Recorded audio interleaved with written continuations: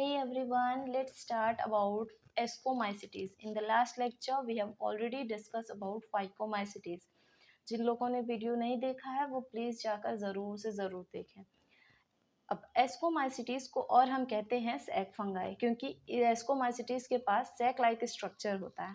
ठीक है, ज़्यादातर एस्कोमाइसिटीज मल्टी सेलुलर होते हैं। इसका एक एग्जाम्पल है पेनिसिलियम। ठीक है, और कुछ ऐसे बहुत ही कम होते हैं, रेयरली यूनिसेलुलर होते हैं। उसको क्या, उसका एग्जाम्पल है ईस्ट। ठीक है, unicellular means single cell organism. ठीक है, और अब एस्कोमाइसिटीज का मोड्स ऑफ न्यूट्रिशन कैसा है, वो सेप्रोफाइटिक है, मतलब डेड और डिकेइंग मैटर पर वो डिपेंड होता है। डिकम्पोजर्स होते हैं, इन्वायरमेंट के लिए डिकम्पोजर्स का काम करते हैं। पैरासिटिक होते हैं, और कुछ ऐसे भी एस्कोमाइसिटीज होते हैं जो कॉप्रोफाइलस होते हैं, मतलब गोबर पर, डंग पर वो ग्रो करते हैं। ठीक है, वहाँ से उनको न्यूट्रिशन मिलता है।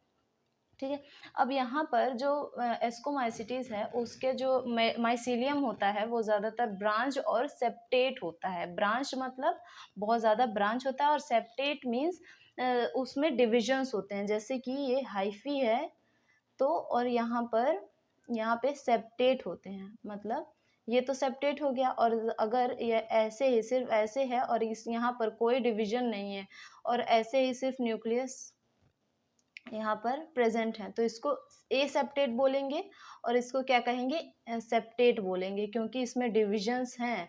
इसके न्यूक्लियस यहाँ पर डिविजन्स हैं। ठीक है, और इसको सेप्टेट को और क्या कहते हैं, मल्टी न्यूक्लिएटेड हाइफी भी कहते हैं। ठीक है, अब ये तो हो गई बात हाइफी की, और ढेर सारे जब हाइफी मिलते हैं तो उसको क्या कहते हैं, माइसीलियम कहते हैं।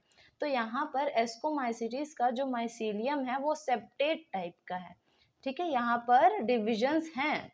ठीक है, अब यहाँ पर ये जो माइसीलियम है वो रिप्रोड्यूस कैसे होता है, दो तरीके से इसका रिप्रोडक्शन होता है, सेक्सुअली भी और एसेक्सुअली भी।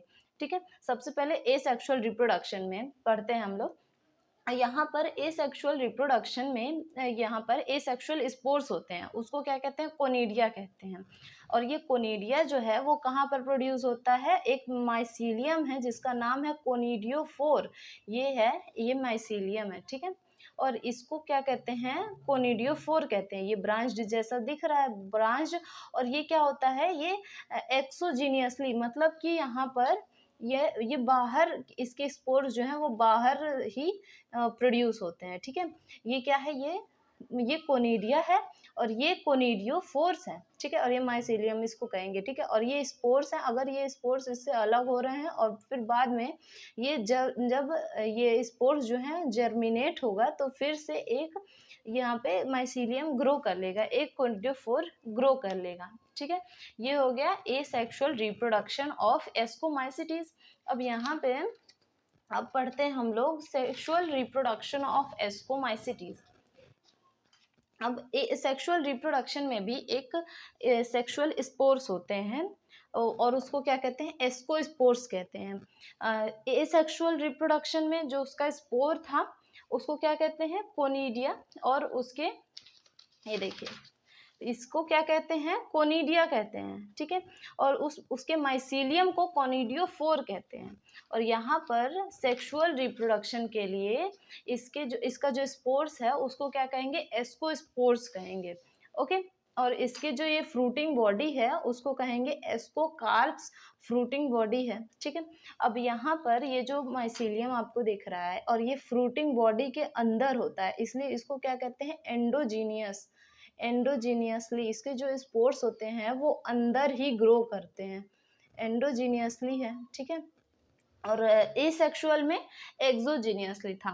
ठीक है, फ्रूटिंग बॉडी के ऊपर फॉर्म हो रहा था, इसमें फ्रूटिंग बॉडी के अंदर फॉर्म हो रहा है, तो इसीलिए इसको क्या कहेंगे, endogenously the spores of sexual reproduction of ascomycetes, it is known as endogenously. ठीक है, मतलब कि ये जो इसके स्पोर्स हैं, एस्कोमाइसिटीज के स्पोर्स हैं, वो इसके फ्रूटिंग बॉडीज के अंदर फॉर्म हो रहा है। ठीक है, जब ये बर्स्ट करेगा, मतलब ये जब फटेगा इसका फ्रूटिंग बॉडी, तो इसमें से स्पोर्स बाहर निकलेंगे।